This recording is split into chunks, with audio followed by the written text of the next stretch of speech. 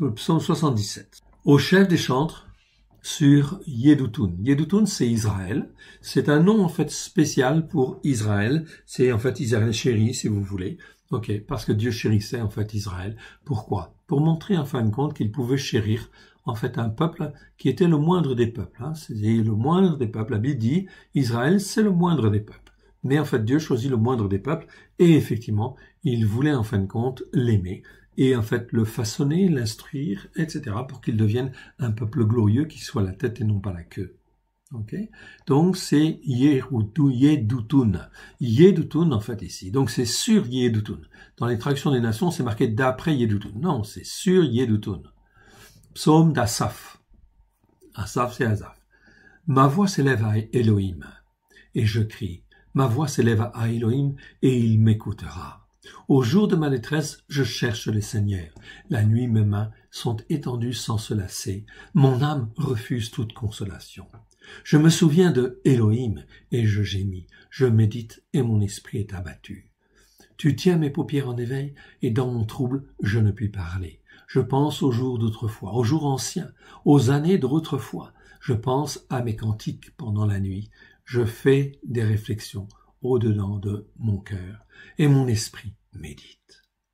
Le Seigneur rejettera-t-il à toujours? Ne sera-t-il pas plus favorable? Sa bonté est-elle à jamais épuisée? Sa parole est-elle anéantie pour l'éternité? Dieu a-t-il compassion, oublié d'avoir compassion? A-t-il dans sa colère retiré sa miséricorde? Et voyez, on fait une petite pause. Je dis, ce qui fait ma souffrance, c'est que la droite du Très-Haut n'est plus la même.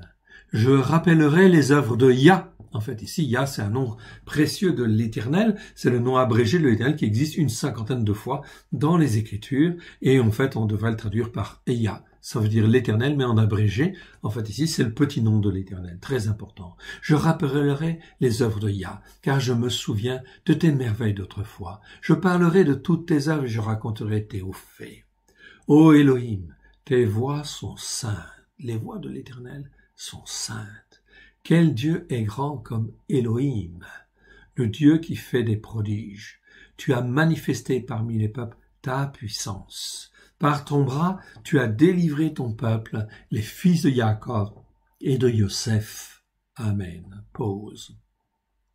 Les eaux t'ont vu, ô Elohim, les eaux t'ont vu, elles ont tremblé, les abîmes se sont émus, les nuages versèrent de l'eau par torrent, le tonnerre retentit dans la nuée, et tes flèches volèrent de toutes parts. Ton tonnerre éclata dans le tourbillon, les éclairs illuminèrent le monde, le terre s'émut et trembla, ta voix est au milieu de la mer, ton sentier établi au milieu des grandes eaux, et tes pas ne sont point reconnus. Comme un troupeau, tu as conduit ton peuple par la main de Moshe et de Aaron. Okay? Très important, en fait, ici. Okay? Les voies de Dieu sont impénétrables, mais elles sont certaines. Ta voix est au milieu de la mer. La mer, c'est l'ensemble, en fin de compte, des nations, des peuples, de l'humanité. La voix de Dieu, en fin de compte, elle passe au milieu de la mer.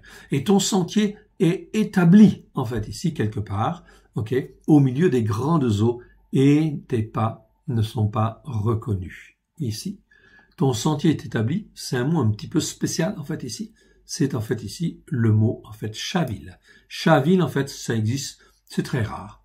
C'est très rare, ça existe que 3 fois dans 2 versets, en fait, ici. C'est sentiers, mais comme des sentiers établis, qui sont, en fin de compte, sur certains, etc. Psaume 77, verset 12, verset 19, et Psaume 18, verset 15, en fait, ici, ou dans le verset 15, en fait, ici, de Jérémie 18, eh bien, effectivement, nous l'avons 2 fois. Donc, en tout, ça fait 3 fois.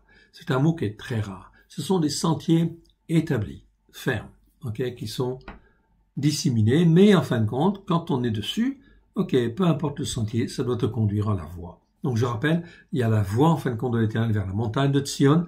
Puis, en fait, il y aura, en fait, des sentiers déjà travaillés. Puis, il y a des chemins frayés, en fait, pour y arriver. Et aussi, on peut rajouter, en fait, ici, des sentiers établis, qui sont établis de toute façon. Ils ont déjà été fréquentés.